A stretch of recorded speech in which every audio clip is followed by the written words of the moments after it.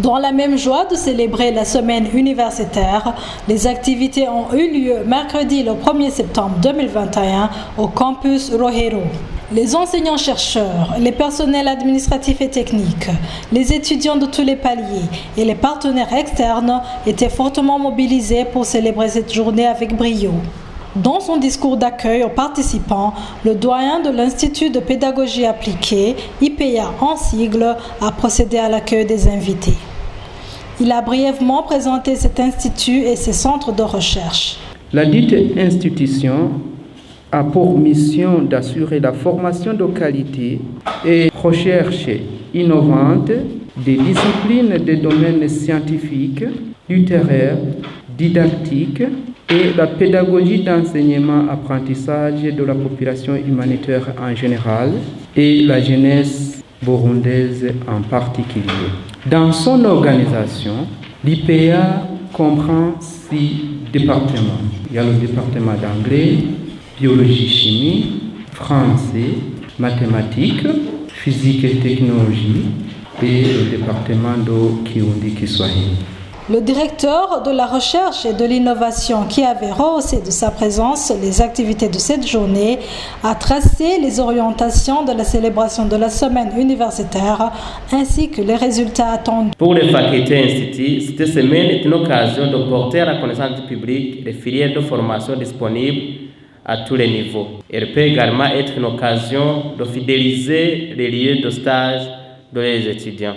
Il y a le baron Pierre de Coubertin en 1894 à la Sorbonne, il disait plus vite, plus haut et plus fort.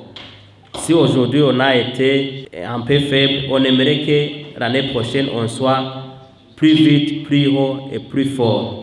Le responsable du Centre universitaire de recherche et de pédagogie appliquée aux sciences, CURPAS en sigle, nous a présenté ce centre à travers ses objectifs globaux et spécifiques. L'objectif global, c'est de promouvoir la recherche et le développement en synergie pour la visibilité de l'Université du Burundi et du CURPAS en particulier, et aussi de notre institut IPEA.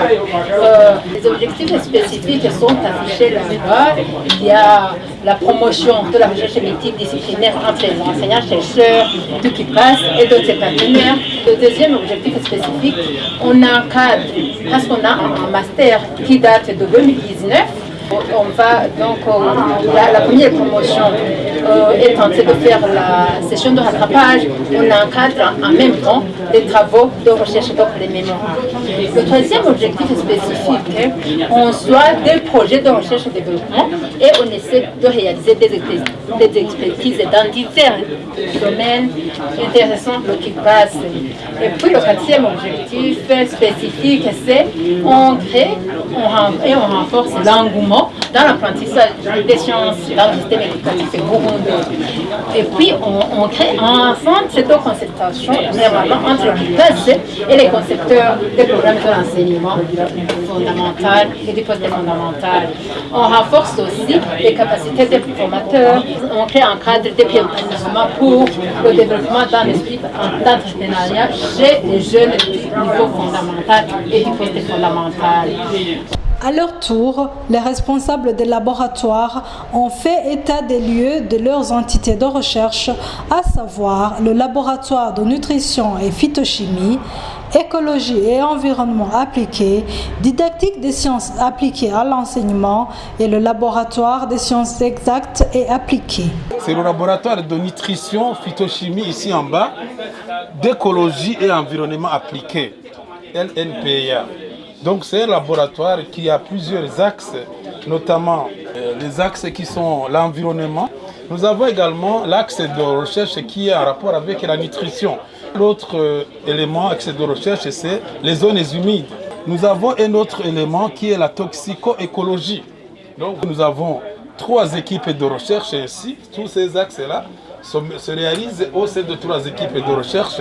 La première équipe de recherche, elle est faite de l'écologie et environnement. La deuxième équipe de recherche, c'est la nutrition et phytochimie.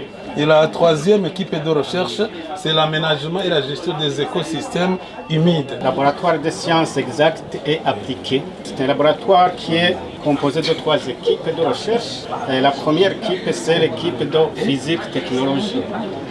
Et la deuxième équipe, c'est l'équipe de mathématiques. Ici, quand je dis mathématiques, il faut comprendre mathématiques pures, mathématiques appliquées. Et puis, la troisième équipe, c'est l'équipe de modélisation. Sur la labo didactique des sciences appliquées à l'enseignement, à 3 équipes. La première équipe s'occupe de la didactique des sciences et technologies. Comme vous le savez, au niveau du fondamental, au niveau du 4e cycle, c'est effectivement la science et technologie qui comprend la biologie, la science, la physique et la technologie.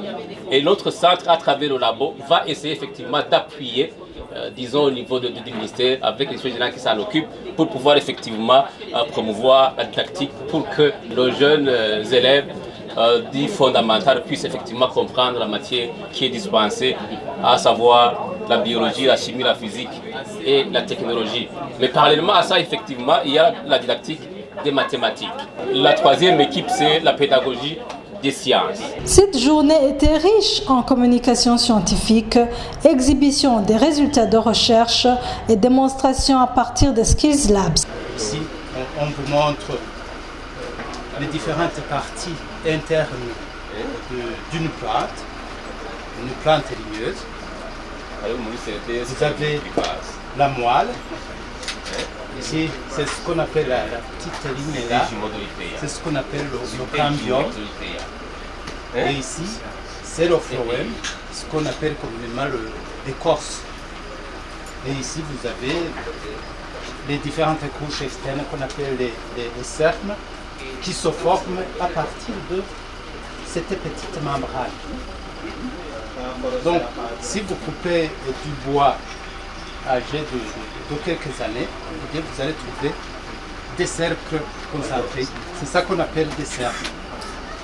Et la fonction du rein, c'est effectivement de filtrer le sang.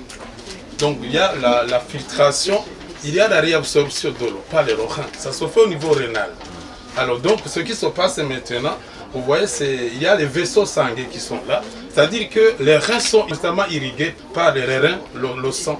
Et le sang passe à travers le cortex surrénal et puis ça va directement au niveau des reins. La cellule, c'est la plus petite unité fondamentale vivante, la plus petite unité vivante.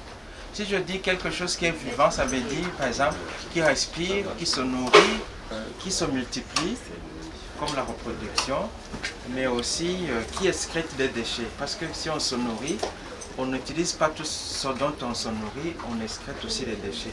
Voilà, tout ça, la cellule le fait.